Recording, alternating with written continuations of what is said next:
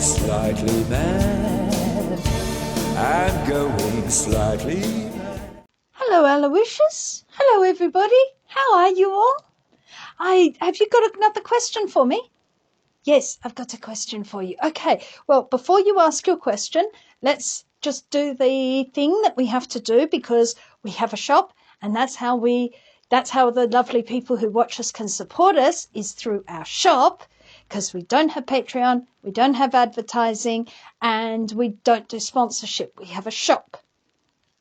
And in our shop, Aloysius, I'm just going to put you down. In our shop, we have T-shirts to go with Her Infernal Majesty. Really fun, really comfortable T-shirts. We're not allowed to wear them. Her Infernal Majesty will kill us. We have writing templates. These have free shipping in Australia. And they're nice and laminated so they don't get damaged if you spill your tea or coffee on them when you're working. That happens sometimes. And then we also have books. Yes, because we're a publishing company. And we have this book, which is a really, really funny science fiction comedy. I've read the first chapter is on our YouTube channel, so if you want to check it out, you can there. We have this book, which is teaching you how to write your first draft of your novel, which we're only partway through the year. You've still got time to write that first draft. We have this book, which is all about, it's all set in rural Australia. It's really interesting. A rural community. We have this book, which is poetry and verse and really fun. And we have this book, which is now in paperback, which is set in Katoomba during the First World War. And so it's a historical novel. So those are all things that we have. We also have some other writing services that you can check out. So that is what we have. Now, you have a question. You have a question. Yes, yes. And what is your question, Aloysius? Why should I not rely on inspiration? That's a good one. Yes, yes. Because inspiration sounds so good.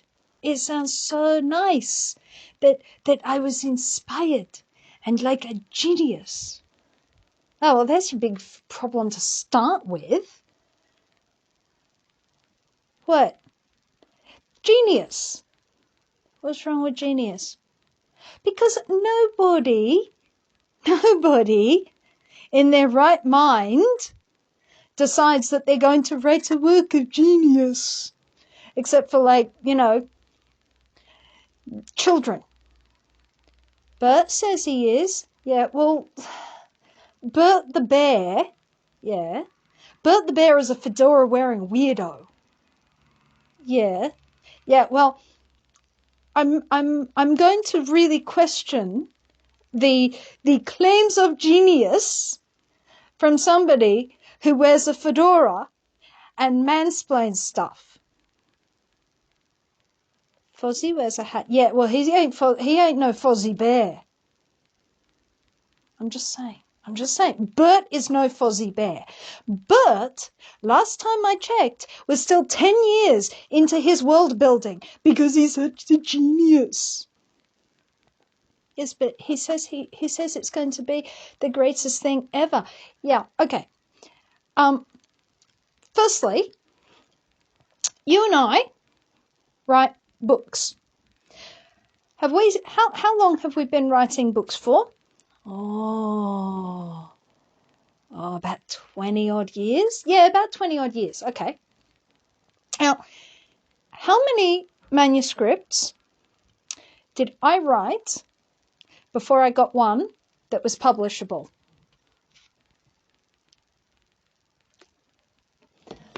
How many dead manuscripts that we are never going to go back to, that we are never going to talk about, are in the bottom drawer? Full-length novels, rewritten multiple times. 4. 4. How long did each of those novels take us to write? A couple of years? Yeah. So that means that in the 20 years that we have been working on this, yes, I had to write 4 whole novels, edit them, rewrite them, send them off, have them rejected, do all of that, do a master's degree to get one that was worth publishing. Yeah. Have I once called it a work of genius? No. Why not? Because that would be hopelessly arrogant and terrible and would put people off horribly. Yeah. Do I think it is? No, I don't think you do. No, I don't think I do. Why is that? Why do I not think it's a work of genius? Because it's not for an individual to decide what's a work of genius and what isn't. Yeah. Did Shakespeare think he was writing works of genius, or did he think he was writing plays for his company? Plays for his company? Yes. So did Dr. Johnson think he was a genius when he was writing his dictionary, or did he think he was hired to write a dictionary? Hired to write a dictionary. Was he, when he wrote the dictionary, known as Dr. Johnson? No. How did he get his doctorate? It was an honorary doctorate given to him after he had written the dictionary, which was recognized as a work of genius by other people. Yeah. What did he think of himself as? A working hired writer? Yeah, working hired writer. So, that whole inspiration thing, does that work if you want to actually work as a writer? How often do you feel inspired when you sit down at your computer? Not often. No, not often. Why not often? Because it's sort of fleeting. It's something you get when you start a book, and then you sort of, like you just have to sort of keep going, and this is where the work part of it comes in. Yeah, the work part of it. Remember the work part of it. Yeah. And why do we not rely on inspiration and feeling inspired every time we do something? Because we'd never get anything done. No, we'd never get anything done. What do we rely on instead? Craft, discipline, and the fact that we turn up all the time and continue on putting one word in front of the next. Yeah. So, if that's how you write, why does Bert think he's a genius when he doesn't even write? Because he thinks he's going to be like great. He's taking his time so that it's brilliant. He's taking his time so that it's brilliant. Yes, like who? Like Tolkien. You've heard me pick holes in Tolkien, haven't you? Like really big ones, and rip it to shreds, haven't you? We're not going to do that here because I don't want to get all the Tolkien Anarakis out on me. But you've heard me do that, haven't you, Aloysius? Yes. Yeah, you've heard me do that. So, why does Bert think he needs to be a genius instead of just put one more word in front of the other like everybody else? Everybody else. Why does he think he's better than Dr. Johnson? Because, if you're going to be remembered, you have to be a genius. Okay. I'm going to tell you know who I blame for this? Who? The bloody romantics. You don't like the romantics, do you? No, I don't like the romantics. Okay? I like Keats. I do not like the rest of them. You know who I really, really, really don't like? Shelley. Shelley. Bloody Shelley. I do not like Shelley. I read some Shelley. I got so bored. He's like an emo goth weirdo whining, trying to be all dark and mysterious. You know what he sounds like? 14-year-old. Yeah, 14-year-old. I'm so deep. I read about death. Keats was dying. Keats was actively dying and wrote better poetry than Shelley did. You know why we remember Shelley so hugely, so much? Why? Because his wife, after he died, spent her life promoting him as a genius. Mary Shelley, the actual genius who wrote Frankenstein. Yes, Mary Shelley, the actual genius who wrote Frankenstein, who should have spent her life producing more work of that caliber, spent her life instead promoting her mediocre husband. Did Jane Austen see herself as a genius? Why did Jane Austen write? Why did Jane Austen, the great Jane Austen, who brought us Pride and Prejudice, who brought us Emma, who brought us great works of fiction, who's a significant and important voice in women's writing and in English writing in general. Why did she write? Money. Yes, Jane Austen wrote for money. She wrote with an eye on her economic situation. She wrote for money. She was not thinking, I'm a genius. I need to express my delicate soul. I can only write when I'm inspired. No, she sat her butt at her desk and she wrote and she made money. Yes.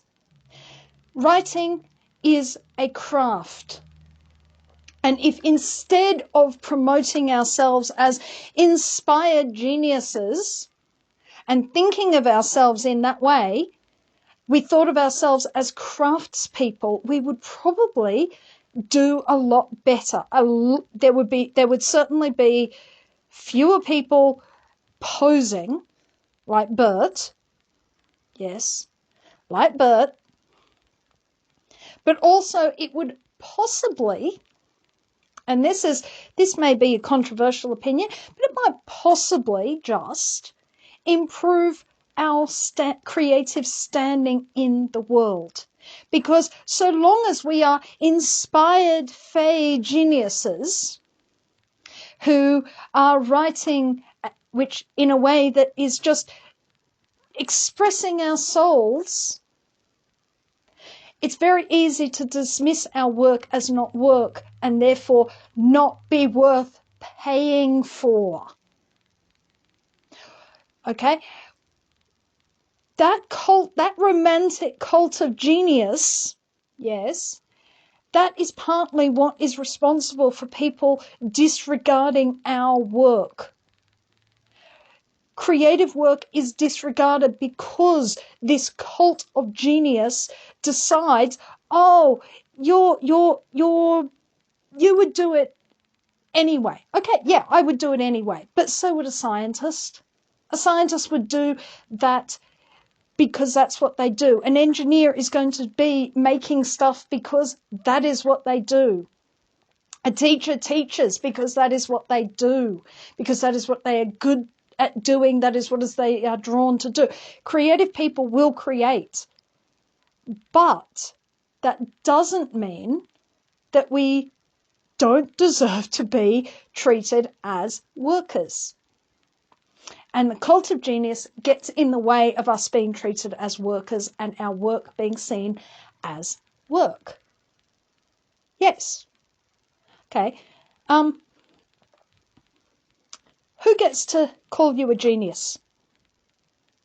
Later generations. Later generations get to call you a genius.